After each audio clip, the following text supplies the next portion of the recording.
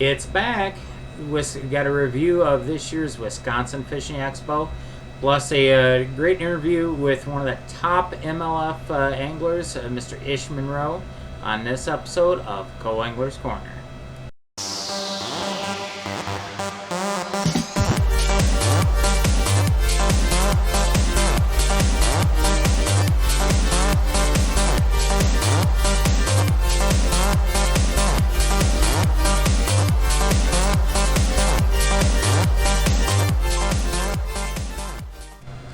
Hello everyone, welcome back to the Froggen Studios for this episode of Co-Angler's Corner, brought to you by Olson Home Theater.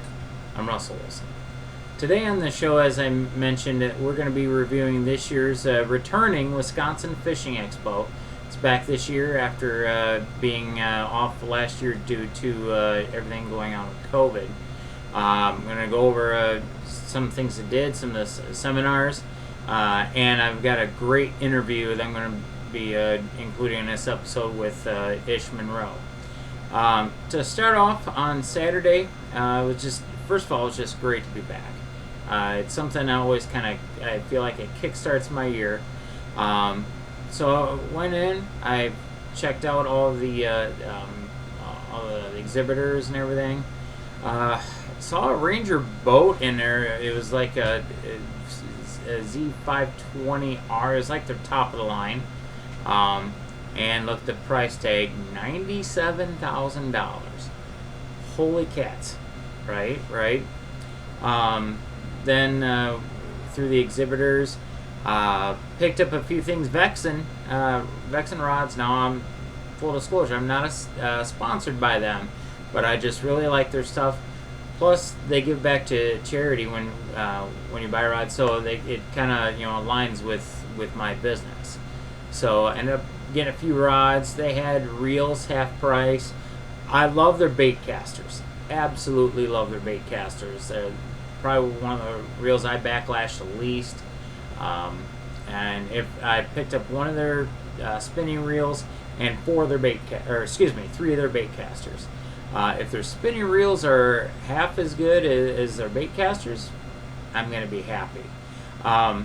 My buddy, Lobster up at Flambeau Outfitters, as far as I know, if you're in Wisconsin, they're the place to go for Vexen. So if you get a chance, check them out.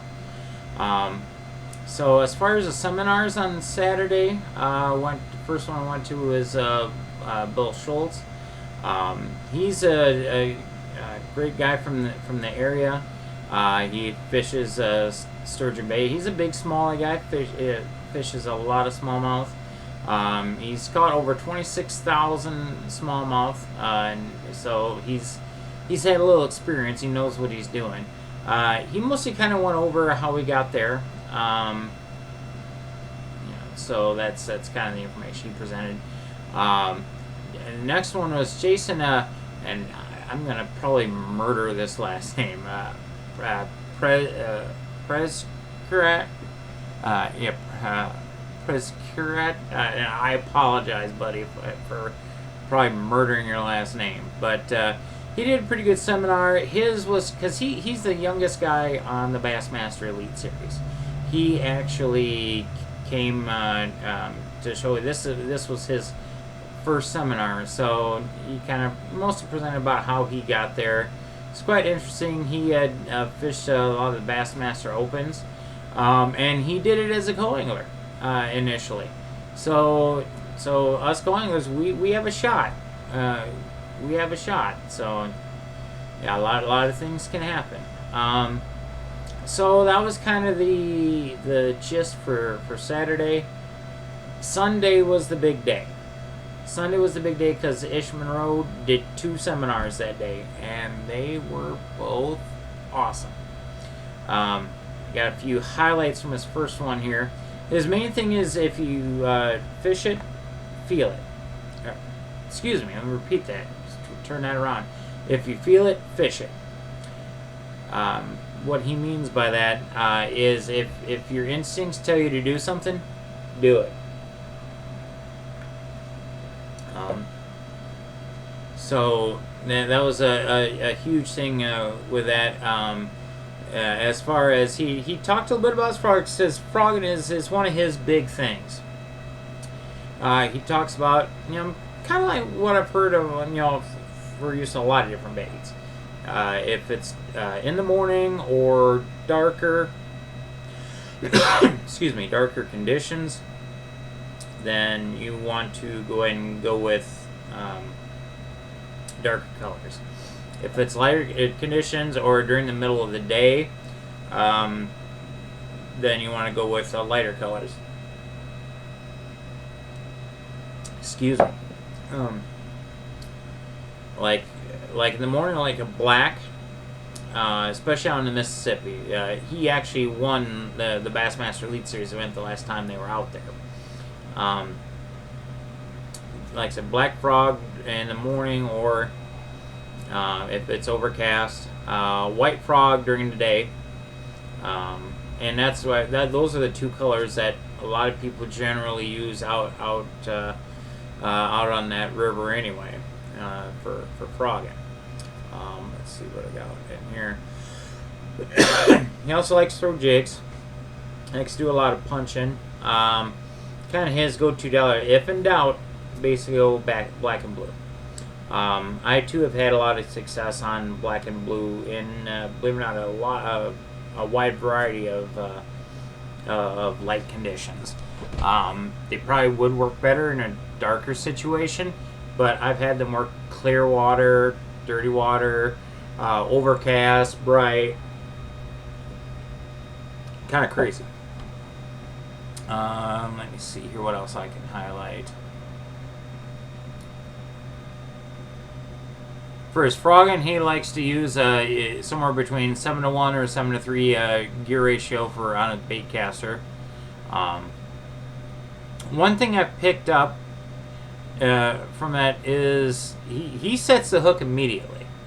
So, and that got me thinking, maybe I'm taking too long when I set the hook on my frogs.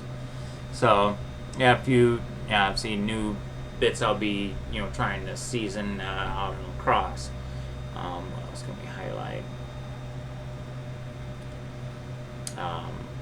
When he goes to work the bait back, he likes to keep the rod low, either in 4 or 7 o'clock position. Either one, whatever you feel more comfortable with, but he generally keeps it down and out to the side while he's working it. Let's see, what else can we highlight here? And something he mentioned, he also talked about punching. Basically, use the lightest weight you can get away with. Makes sense. Smaller profile. Use tungsten. I definitely recommend Titan. That coating, plus the fact that they mark your weight, so it makes it easier to organize. He doesn't. He generally doesn't peg his weights. Pegging it so the weight don't slide up and down.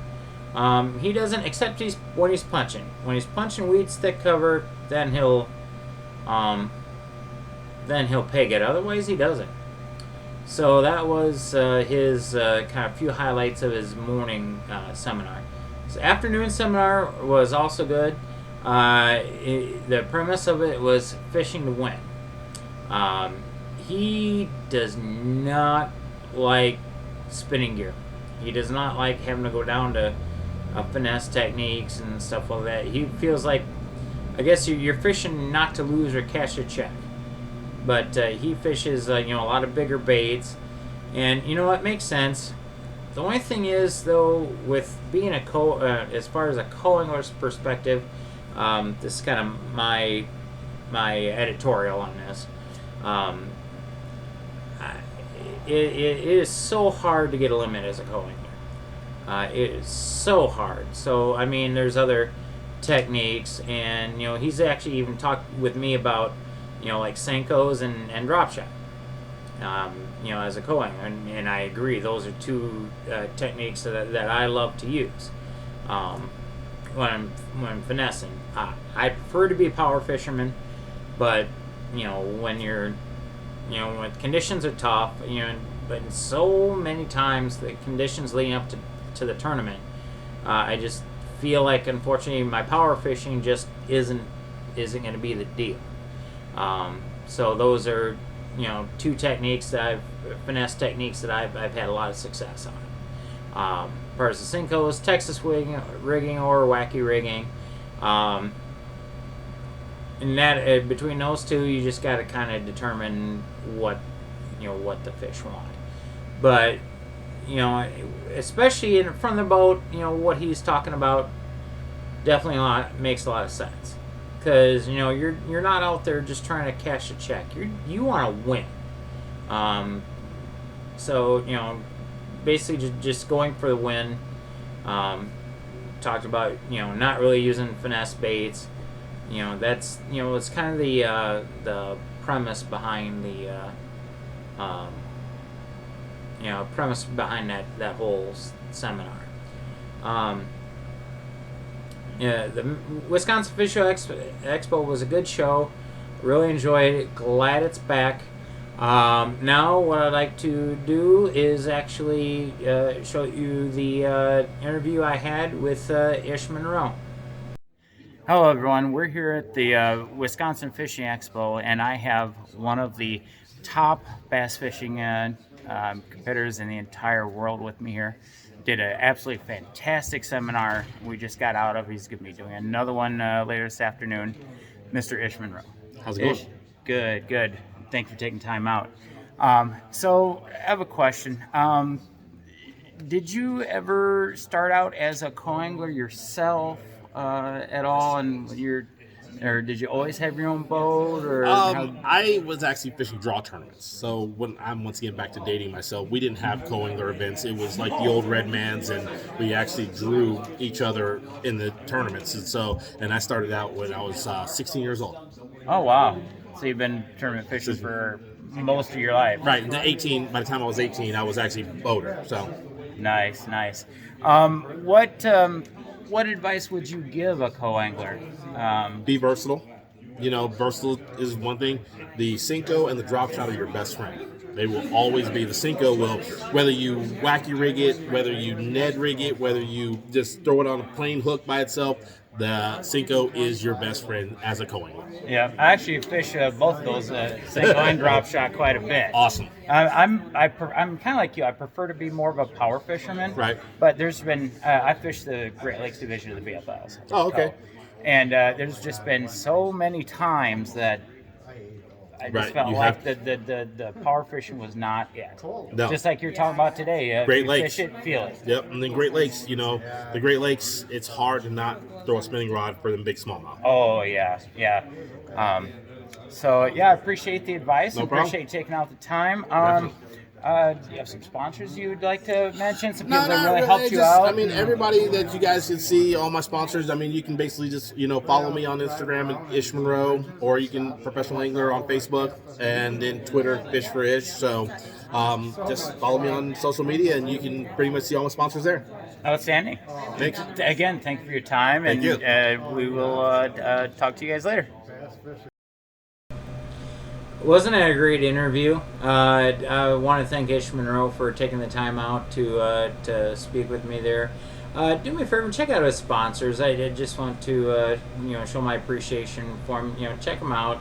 And that's really going to be it for this episode. I want to thank Fergus Books as always. Titan Tungsten, Pulse Fish Lures. So until next time, go get 'em.